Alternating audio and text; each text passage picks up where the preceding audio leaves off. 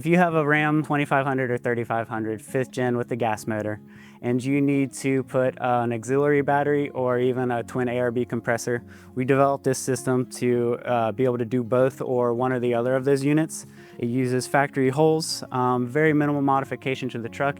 This is a typical installation for one of these setups. You can see we have our ARB Twin down in here. We got our battery. On top of that, we have a fuse block.